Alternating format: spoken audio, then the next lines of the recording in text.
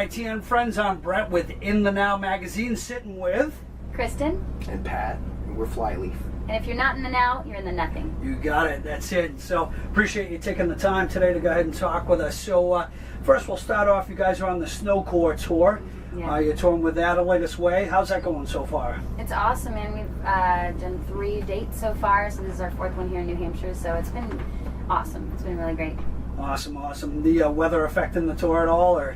I don't know. It's keeping us inside. Yeah. I hope it doesn't affect the draw. You know, I know as we get further in the Northeast, it's supposed to be snowing more and more, so I hope people venture out, but are safe.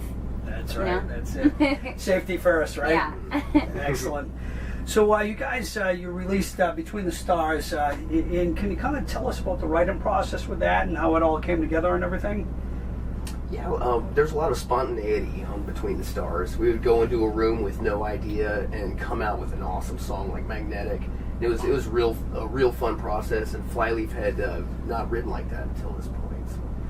Now the interesting thing, it's the first album with Kristen, correct? Right. Okay, so now can you kind of take us through the process of how that all came together with bringing you into the band? And, you know, I guess at that point too, could you say that possibly there was a moment where Flyleaf was done? Any and every thought crossed our minds, but we were certainly blessed to have Kristen come in. How'd that take place?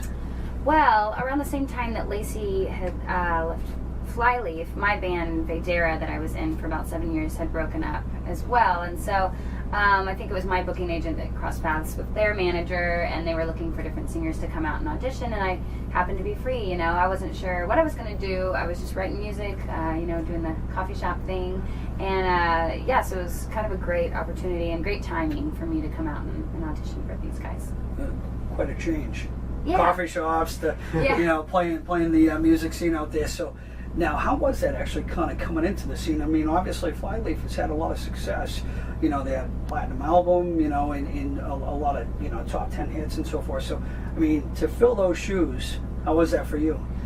Honestly, yes. I guess if you think of it in that way, it could be a bit overwhelming. But my band toured, you know, just about as much as Flyleaf. So really, I think the cool thing about Flyleaf is that they're such hardworking guys, you know, and they're always touring, they're always writing, and they're always working, you know. So really, if you just take it day by day, you know, it wasn't too different than being in my previous band. Now there's more kids at shows, so that's a good thing, you know. Nice. So I think, but other than that, really the only thing that took a little getting used to was, filling the shoes of someone that had previously been a lead singer, you know, and that was new for me. But I think it's been challenging in a good way, and it's made me have to have even more, you know, confidence in what I do and be okay with with who I am, you know, moving forward as an artist. Sure.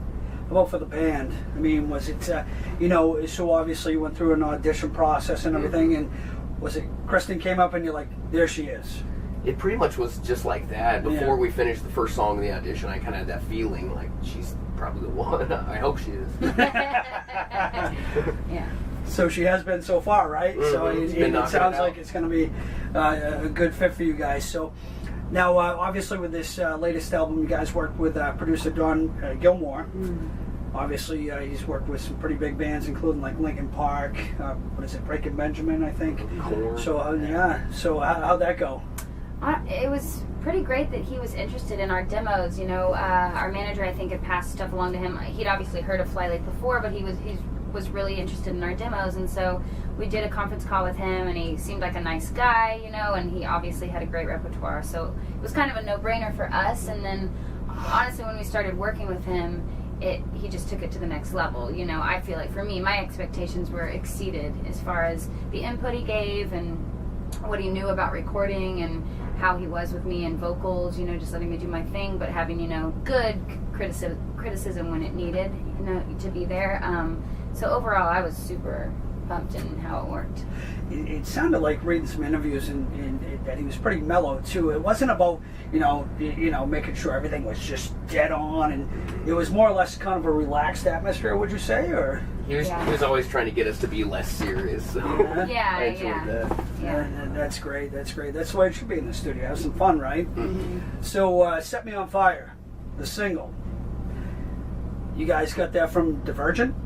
Yeah. I mean, essentially, right? Obviously, a very big movie. You guys watched the movie, and you wrote "Set Me on Fire." So how'd that all kind of come together? Well, we actually wrote it from reading the book. Okay, I'm sorry. No, you're fine. I mean, yeah, same difference. But Veronica Roth, the author of the book, actually was a previous fan of Flyleaf, and when I found out about that, I was like, I gotta read this, woman's book. I'd never heard of her before, and then I noticed that book had really, caught some good reviews and stuff, and I was really taken by the story. I thought it was a really great story of a female, experiencing something for the first time and taking herself out of her comfort zone and igniting her passion for life more than she'd ever experienced before. And so we just kind of vibed off that idea. Pat had read the book too, and so had Samir, and that's how Set Me on Fire was born. Does she know that she influenced that song? I think so. I think some Twitter words have been exchanged, and our fans have certainly told her, but we haven't been able to see her in person. I think she's been pretty dang busy ever since her, booked it into a movie. I mean, it's crazy. Monster hit, too. Yeah. So that's cool. Nice. So, I mean, I guess what you say, I mean, where do you take your influences from? I mean, is it just everyday life or movies or something specific, or, I mean...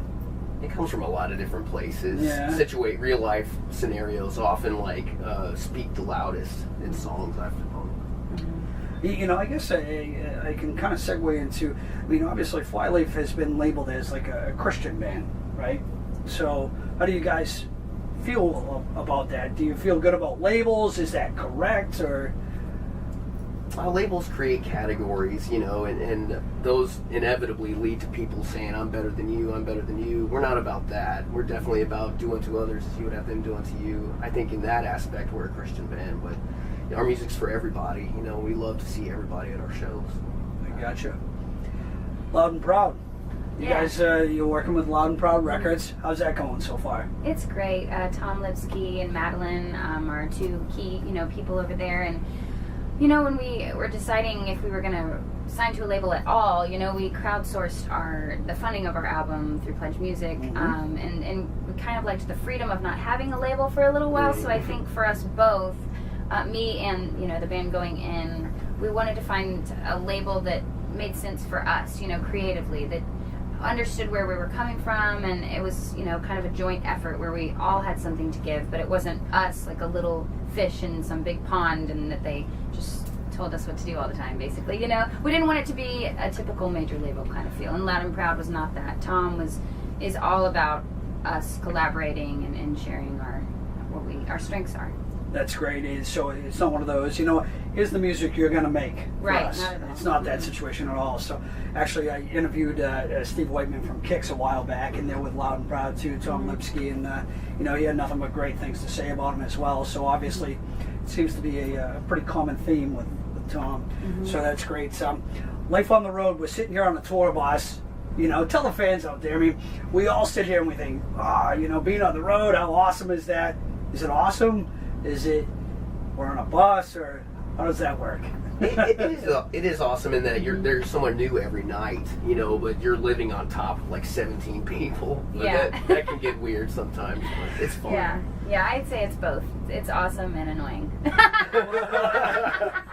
It's great though. No, it's such a blessing. Well, especially for you, Kristen. I mean, you're the only female. I mean, no, I'm not. It's pretty great. Our tour manager is a female, and she brings out her son, and the nanny is one of my best friends, and she's a female, and they all have wives that come out, and so there's actually some major girl power on the stuff. The Spice Girls are together. Yeah. So after Snowcore, what's going on with Flyleaf? You guys going to head overseas, Australia, Asia, Europe? What's going on? Festivals? I'd love to do that. We're going to do some more of the States, actually, on the Revolver Tour, I believe. Does that kick off in April? Yeah, April. Nice. So people can expect to see you. Is that confirmed? It is. I mean, ish. It's not really. Yes, not. I don't think we're announcing it yet. Out, yeah, but we're trying. The thing is, since we are staying in the States again for another tour, we'd like to get to some markets that we haven't been. Like I've never been to Florida with the guys, at Flyleaf. So Florida, New Orleans, try to get over there a little bit too. Is there a show that stands out as the most memorable? Obviously, Pat, you've been here for a while. Kristen, I mean, not quite as long, but so maybe you have two different shows that stand out. But is there one that you're like, Wow, this is amazing. Your shirt reminds me of a year we got to play Download, and we were on early in the day, but it was on the main stage, and I'm talking people as far as you could see. To the What year was that? I think it was 09. Yeah. That Download's amazing. I think for me, the shows we played in Russia and Sydney, just, you know, it was the first time being in Australia and Russia, you know, both of those places. So that in itself had this certain just feeling. You feel a little bit more awake in your senses, you know, because everything's different than America, and the people are so excited to see you because you don't get to go make it over there often, you know. And so the Sydney show was really amazing, and the St. Petersburg show in Russia, I remember just the fans being so engaged and really thankful to be there, and that's always a blessing for us. So in your short period of time, you've actually done some pretty extensive touring, huh? Yeah, I mean, awesome. Yeah, definitely a lot of touring. With your prior band, were you touring worldwide too? Or? We toured all over the States a lot, in Canada, but we never got to make it overseas. So that's, why with Flyleaf, I'm like, let's go, let's just go over there. You know? I would love to. I know they've been to some amazing places. So That's quite the experience. Is there a favorite band that you've toured with that you like, love these guys, beyond this tour? so you know. Yeah. Stone Sour, they're really great. Nice. Oh man, it's hard. I feel like this tour, the more that I watch these bands, one of them might be. So I'm just gonna wait on that to answer that question. No answer right now. We'll Yeah. get back to her on that. I'll ask you this, and we'll see if you answer. Worst band to tour with? Was there a band that you said, you know what? I do not like touring with this band, and I will never do it again. Here's your chance. Tell them. Oh, you gotta judge not lest you be judged. Let's just put it this way. Maybe not a bad band, but a band that you just didn't quite click with, to be political about it. I don't know. Nobody stands out? Maybe individuals in places, but it's never a whole band. We've been like, nah. There was never a tour where you're like miserable, like, oh man, this is not good. There's usually someone who can like have a redeeming quality, you know, whether it's somebody's tour manager or somebody's merch guy or something. gotcha. So you end up making friends with someone on, you know, in that group that it doesn't totally overshadow if someone's being a not cool person. You can say whatever you want, Kristen. It's The okay. D word. It's- Rhymes with whoosh. A deep swoop. So how about this? Two bands existing today that you could tour with. Who would it be, Pat? Oh man, Deftones. And Lullwater again. I really love those guys. Radiohead and Alt J. Alt J. Have you heard Alt of them? J. They're an indie kind of alternative band. Wow. So you guys are unusual because a lot of times I'll ask that question, and of course it's the Metallicas, the Iron Maidens, the... No, you guys are giving me some crazy answers here. Alt J? Obscure. I like obscure. I'm going to have to look that one up. Yeah. Cool. Shit. Awesome. So, influences. What got you to start playing, Pat? I guess Simon and Garfunkel when I was young. Like my dad was always playing that stuff, and Nice. got playing to that. But Weezer, Deftones, Pixies, all over the place.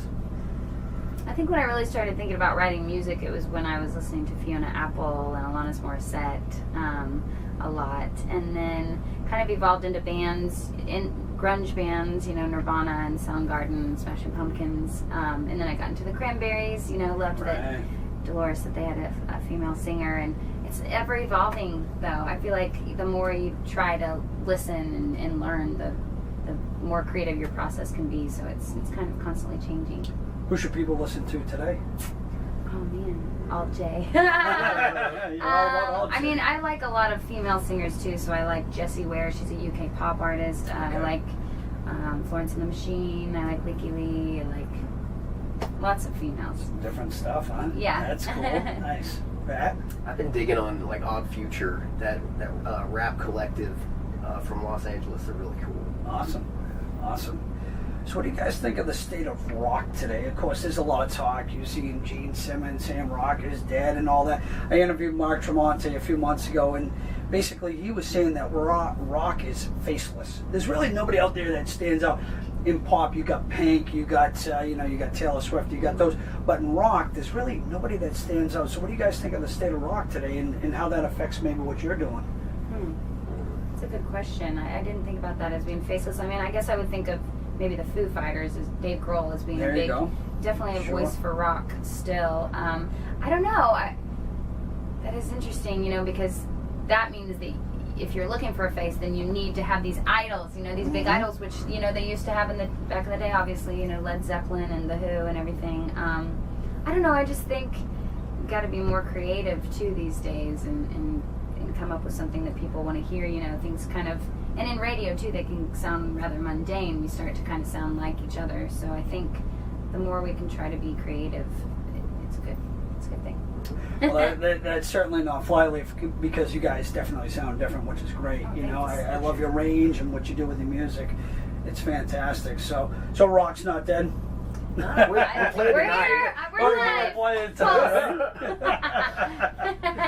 Well, that's good. So, hey, Gene Simmons, rock is not dead. So, when you're off tour, what are you guys doing? I mean, Pat, what are you doing? I make goofy art at my house. My wife lets me, so that's pretty much it. His art's amazing. I like that. My wife lets me. So, nice. And that's it? Sports, anything like that? No kids? Or Not yet. no? So I'm watching others like James's baby, our drummer, Yeah. August, and our tour manager's son Kirby's out. So they're my nephews right now. Nice. Yeah. So you're getting a feel for what it's like to have kids. Yeah. So nice. That. How about you? I spend a lot of time at home with my husband and dogs. Those are my babies. I cook a lot when I'm at home. Run, do yoga, hang with friends. I knit when it's cold.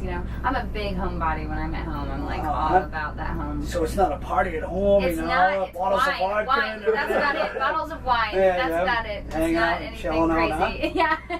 Sipping. There you have it. It's not quite the rock star lifestyle, Not really. But neither of you are sports fans? I mean, I like soccer. I love when the World Cup is happening. I loved that the Royals were in the World Series, Kansas City Royals. There you go, that was right, really, right. really fun. But honestly, I hadn't watched a baseball game in years, so I'm a fair weather fan. Nice. What about you? Oh, I'm not a huge sports guy. No. I'm a nerd. Come on, you guys didn't pay attention to our New England Patriots? Oh, I Super know. Bowl winners, that, come on. that was some interesting. Well done. Yeah, Right that on. was a great game. It was amazing. It really was. Exciting. It's even more amazing we won. So that was. Yeah. We wouldn't be talking about it right now if you didn't. That's right. I wouldn't bring it up. Sports. Let's not talk about that. Pass. So I guess any final words for your fans out there? I mean, what should they know about Flyleaf, or is there anything that you'd like to add? We are very thankful for you guys, so keep listening. Yeah, absolutely. Between the Stars is out. Go pick it up and come to a show and say hi. Excellent. Well, you heard it right here. Flyleaf on tour right now. Make sure you check them out on Snow Court and possibly on which tour? Revolver tour. All right, you got it. Thank you, Flyleaf. Appreciate it. Kristen. Thank you. Pat, appreciate your time.